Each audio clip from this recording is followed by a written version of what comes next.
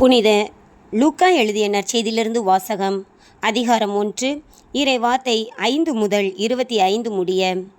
யூதேய நாட்டில் ஏரோது அரசனாக இருந்த காலத்தில் அபியா வகுப்பைச் சேர்ந்த செக்கரியா என்னும் பெயர் கொண்ட குரு ஒருவர் இருந்தார். அவர் மனைவி ஆரோனின் வழிவந்தவர். அவர் பெயர் எலிசபெத்து. அவர்கள் இருவரும் கடவுள் பார்வையில் நேர்மையானவர்களாய் விளங்கினார்கள்.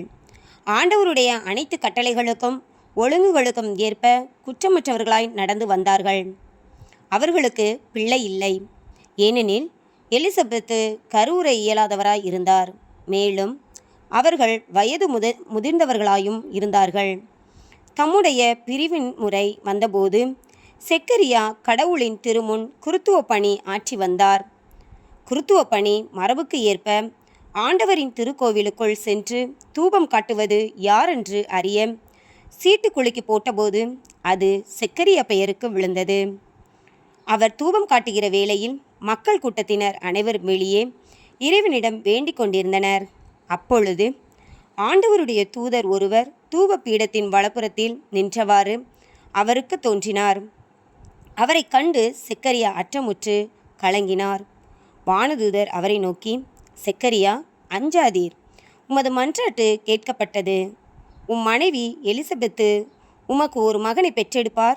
அவருக்கு யோவான் என பெயரிடுவீர். நீர் மகிழ்ந்து பேருவகை கொள்வீர். அவரது பிறப்பால் பலரும் மகிழ்ச்சியடைவர். அவர் ஆண்டவர் பார்வையில் பெரியவராய் இருப்பார். திராட்சை மதுவோ வேறு எந்த மதுவோ அருந்த மாட்டார். தாய் வயிற்றில் இருக்கும்போதே தூய ஆவியால் முற்றிலும் ஆட்கொள்ளப்படுவார். அவர் இஸ்ரேல் மக்களுள் பலரை தம் கடவுளாகிய ஆண்டவரிடம் திரும்பி வரச் செய்வார். எலியாவின் உளப்பாங்கையும் வல்லமையும் உடையவராய் அவருக்கு முன் செல்வார். தந்தையரும் மக்களும் உளம் ஒத்து போகச் செய்வார். நேர்மையாளர்களின் மனநிலையை கீழ்ப்படியாதவர்கள் பெறச் செய்வார். இவ்வாறு ஆண்டவருக்கு ஏற்புடைய ஒரு மக்களினத்தை ஆயத்தம் செய்வார் என்றார். செக்கரியா வானதூதரிடம், இது நடைபெறும் என எனக்கு எப்படி தெரியும்? நான் வயதானவன், அதுபோல் என் மனைவியும் வயது முதிர்ந்தவராயிற்றே என்றார். அதற்கு வானதூதர் அவரிடம், நான் கபிரியேல், கடவுளின் திருமுன் நிற்பவன். உம்மோடு பேசவும் இந்த நற்செய்தியை உமக்கு அறிவிக்கவும் அனுப்பப்பட்டேன். இதோ பாரும், உரிய காலத்தில் நிறைவேற இருக்கும் என்னுடைய வார்த்தைகளை நீர் நம்பவில்லை. ஆதலால் அவை நிறைவேறும் வரை நீர் பேசற்றவராய் இருப்பீர். உம்மால் பேசவே இயலாது என்றார். மக்கள் செக்கரியாவுக்கு காத்திருந்தனர்.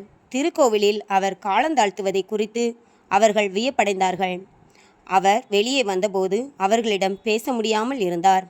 ஆதலால் அவர் திருக்கோவிலில் ஏதோ காட்சி கண்டிருக்க வேண்டும் என அவர்கள் உணர்ந்து கொண்டார்கள். அவர்களிடம் சைகைகள் வாயிலாக உரையாடி வந்தார். பேசற்றே இருந்தார்.